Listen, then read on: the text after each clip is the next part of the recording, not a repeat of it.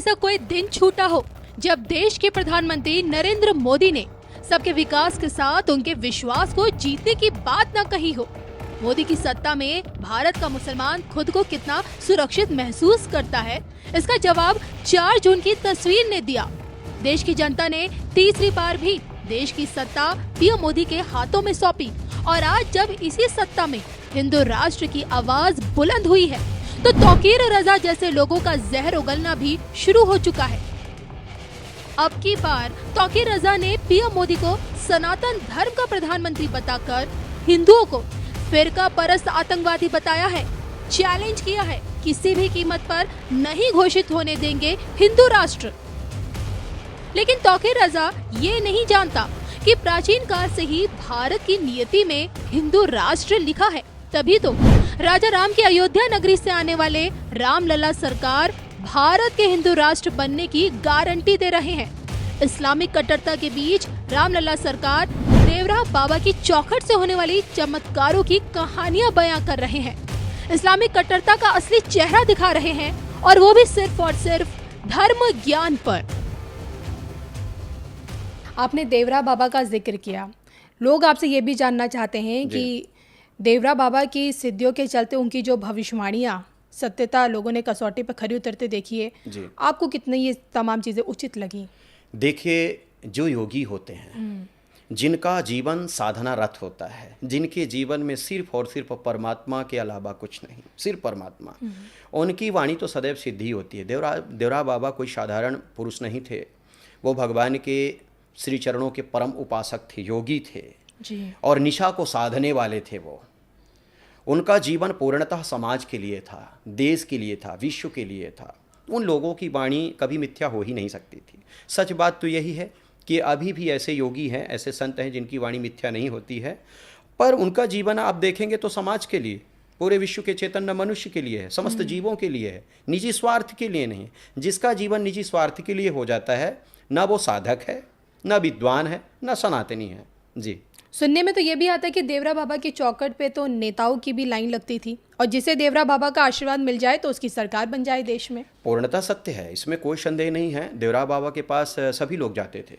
उनके यहाँ तो मुसलमान भी जाते थे, मुसलमान भाई लोग जाते थे, क्रिश्चियन भी जाते थे, ईसाई भी जाते थे, हिंदू भी जाते थे। वो सबको गले लगाते थे। वो एक ही बात कहते थे कि मेरे लिए तो सभी परमात्मा की संतान है, मेरी आत्मा है, मेरे से मिलने आए हैं, इनको स्नेह प्यार हमको देना है। बस वो सरल शब्दों में यही बोल देते थे कि जितने भी जीव दिख रहे हैं सब हमारे हैं। यही बात खत्म हो जाती थी।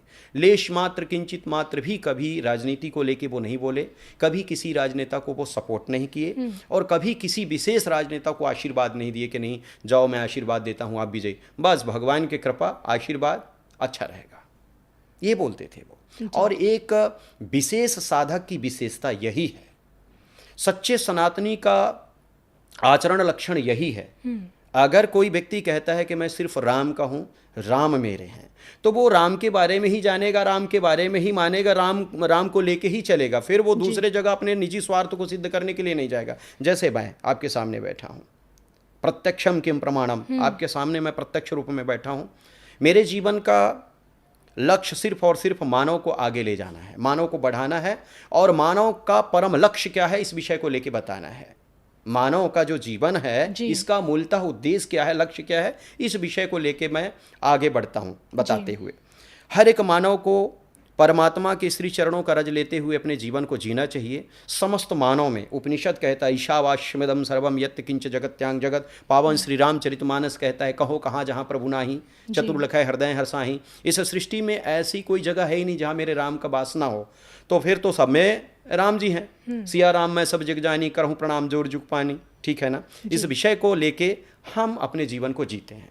लेश मात्र किंचित मात्र मैं किसी से भेदभाव नहीं करता, लेकिन सठों से करता हूँ, राक्षसों से करता हूँ, जो धर्म का खंडन करते हैं, जो सनातन धर्म को उखाड़ के फेंकने का संकल्प लेते हैं, उनसे मैं भी द्वेष करता हूँ, इसमें कोई संदेह नहीं। लेकिन जो मानवता को लेके चलते हैं उनको मैं बहुत स्नेह करता हूँ, चाहे वो किसी भी पंथ का हो, किसी भी समुदाय का हो, उनको लेके चलता हूँ। मेरा कहने का तथ्य तात्पर्य सिर्फ और सिर्फ इतना है कि अगर आप सनातनी हो तो सनातन धर्म हमारा सिखलाता है प्रेम, प्यार, समर्पण, तो उसको दिखाओ। पहले आप किसी की निंदा कर रहे हो, फिर उसके पास जाके उसी को माला पहना रहे हो, तो ये ठीक नहीं है, समाज के लिए ठीक नहीं। समाज के लोग जो है ना समझते हैं, जानते हैं, पढ़े लिखे हैं, शिक्षित लोग हैं, उनको पता चल जाता है कि सिर्फ अपने निजी स्वार्थ के लिए सनातन धर्म का जो है ना एक बेस जो है ना धारण किए हुए हो, सनातन धर्म का चादर ओढ़े हुए हो, या तो कट्टर सनातनी बन जाओ जी, या तो फिर कट्टर, अब आगे नहीं कुछ कहूँगा मैं। तो मेरा कहने का तथ्य तात्पर्य यही है कि आप अगर सनातनी हैं तो अपने सनातन धर्म को लेके जियो, बोलो वही जो कर सकते हो। जी, राम हमारे हैं, राम तुम्हारे हैं, राम सबके हैं। जी, लेकिन कुछ लोग ऐसे हैं जो ये भी कहते हैं कि पैगंबर भी हमारे हैं, पैगंबर सबके हैं। बात यहाँ पे हो रही है आचार्य प्रमोद कृष्णम जी की, कल के जी। पीठाधीश्वर जी की। जी, तो उनके इस कथन से जी। आप कितने मतलब आपको क्या लगता है कि उनका ये कथन सही है, ठीक है? जी, देखिए, मैं अपने राम के अलावा आज तक किसी के बारे में जानने की कोशिश किया ही नहीं, जी, और जब तक मेरा जीवन रहेगा तब तक मैं अपने प्रभु के श्री चरणों के अलावा जानने की कोशिश नहीं करूँगा। लेकिन मदनी जैसे लोग कुछ ऐसे रहे हैं जो बीते समय उन्होंने ये भी कहा है जी। कि भाई अल्लाह और ओम तो एक ही है। लेश मात्र किंचित मात्र भी ये सत्य नहीं है, एक हो ही नहीं सकता। अल्लाह और ओम एक नहीं हो सकता, ये सत्य बात है। अगर कहीं प्रमाणित है, किसी वेद पुराण शास्त्र में प्रमाणित है तो दिखाएं। मदनी जैसे लोगों की बात को तो जो है ना इस कान से सुनना चाहिए, इससे निकाल देना चाहिए। उनका कोई महत्व नहीं है इस समाज में, और ऐसे नर पिशाचों को लेके हम ज़्यादा कुछ कहना नहीं चाहेंगे। ये लोग सनातन धर्म को उखाड़ने का संकल्प लिए हैं और गौ माता की हत्या करने का संकल्प लिए हैं, सनातन धर्म को पूर्णतः जड़ से मिटाने का संकल्प लिए हैं, मानवता को खत्म करने का ही संकल्प लिए हैं। इनकी वाणी आप सुनिए, ये मानवता को तोड़ने का काम कर रहे हैं, जोड़ने का या काम बहुत नहीं बड़ा कर आरोप रहे हैं। लगा रहे हैं क्योंकि ये भारत के ही मुसलमान हैं। देखिए, भारत का मुसलमान गलत नहीं है, सभी भारत के मुसलमान गलत नहीं है। मैं पहले भी आपके चैनल के माध्यम से कह चुका हूँ, फिर से कह रहा हूँ, भारत के मुसलमान सभी गलत नहीं है, लेकिन कुछ मुसलमान जैसे डॉक्टर एपीजे अब्दुल कलाम, नहीं, जाकिर नायक की बात मैं कर रहा हूँ। अच्छा। ठीक है ना। अब जाकिर नायक जैसे लोगों को हम कहें कि ये भारत के मुसलमान हैं, नहीं।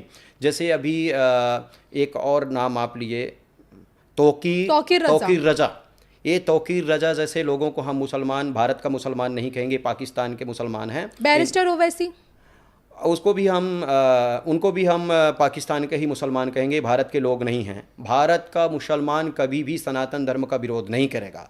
भारत का मुसलमान कभी भी गौ माता को काटने की बात नहीं करेगा। भारत माता के गोद में पलने वाले जो भारतीय मुसलमान हैं, वो हर एक समाज को आदर देते हुए अपने जीवन को जिएंगे। सच बात तो यही है। अगर इससे विपरीत जाते हैं तो वो भारत के मुसलमान नहीं हैं और मुसलमान भी नहीं हैं। सच बात तो यही है। जी, चलिए बात करते हैं हम साध्वी प्रज्ञा जी का, जिनका भी हाल ही में उन्होंने एक प्रेस कॉन्फ्रेंस की प्रेस क्लब में, और ये बताया कि किस प्रकार से उनके आश्रम में एक महिला आई जिसने पहले अपनी पहचान छुपाई, अपना जो दस्तावेज थे वो उसने गलत दिखाए, और अंततः जब उसके कमरे की तलाशी ली गई तो कुछ संदिग्ध चीजें मिली, तो साथ में एक हथियार भी मिला। उसके बाद उन्होंने कहा कि वो महिला मेरी हत्या करनी चाहती, यही कारण है कि उन्होंने पुलिस प्रोटेक्शन भी मांगी है। जी, ये सच बात है। मैं अभी गया था प्राची दीदी के यहाँ, लगभग 1 हफ्ते पहले भी मेरा जाना हुआ था।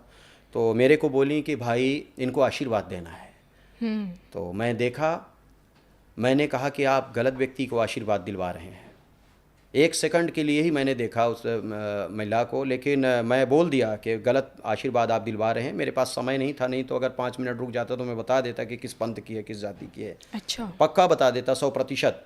तो ये आपको पहले से एहसास हो गया? आभास हो जाता है मुझे, लेश मात्र किंचित मात्र संदेह नहीं है। मैंने उनको बताया, आप अगर मिलेंगी, प्राची दीदी आपसे मिलेंगी तो इस वार्तालाप को जो है ना आगे आप बढ़ाइएगा, वो अवश्य बताएंगी कि ऐसा हुआ था। मैंने मना कर दिया था, मैंने उनको बोल दिया था कि इनके लिए आशीर्वाद मेरा नहीं है। 2 दिन बाद ही फ़ोन उनका आया कि जो हमारे यहाँ प्रीति बन के रह रही थी, प्रिया बन के रह रही थी, हिंदू बन के रह रही थी, वो तो मोमडन परिवार की है, खुखरी रखी थी और बोलती थी कि दीदी मुझे अंदर के कमरे में आप रुकाओ। जी, अगर वो अंदर के कमरे में रुका देती तो शायद उनकी मृत्यु भी हो जाती। लेकिन जिसकी रक्षा राम करे उसको कौन मार सकता है। उनका बहुत सुंदर जीवन है समाज के लिए, तो समाज का जो व्यक्ति है, जो सनातनी है, वो कहीं ना कहीं आशीर्वाद देता है, इसलिए उनका जीवन बचा। लेकिन सच बात तो यही है कि ये लोग ठीक नहीं कर रहे हैं और घर घर में इनका अब जो है ना बोलबाला हो गया है। चाहे वो सब्जी बेचने के रूप में या माली के रूप में या अन्य किसी के रूप में, ये हर एक सनातनी भाई के यहाँ, हर एक हिंदू के यहाँ इनका जो है ना बोलबाला हो चुका है, एंट्री कर चुके हैं।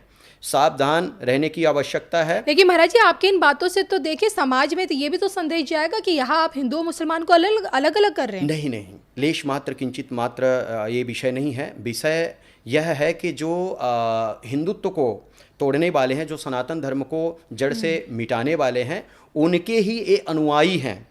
प्राची दीदी का नाम है और वो समाज के लिए अपना लगभग 40 साल जीवन दी हैं, अपने जीवन का 40 साल दी हैं वो, तो उनको कहीं ना कहीं टारगेट में रखे हैं। उनके प्राणों को लेकर फायदा किसका होगा?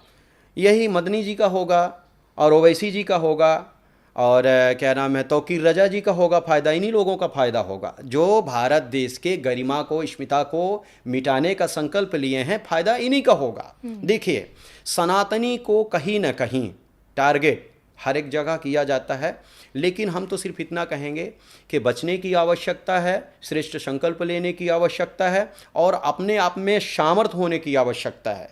इनके वजह से कहीं ना कहीं देश कुंठित भी है जी। देश इनके विषयों को लेके, संकल्प को लेके बाधित भी है और ये लोग समाज को कभी भी शांत प्रिय देखना ही नहीं चाहते। समाज को सिर्फ और सिर्फ दूषित मय देखना चाहते हैं और इनका संकल्प इतना देश के लिए जो है ना खराब है। इनके संकल्प को लेके देखा जाए, ये चाहते हैं कि सिर्फ और सिर्फ इस्लाम ही रहे और सनातन रहे नहीं। इनका तो ये संकल्प है, लेकिन ऐसा हो नहीं सकता। इनका संकल्प कभी पूर्ण नहीं होगा। इन्हीं के अनुयायी ये लोग हैं जी।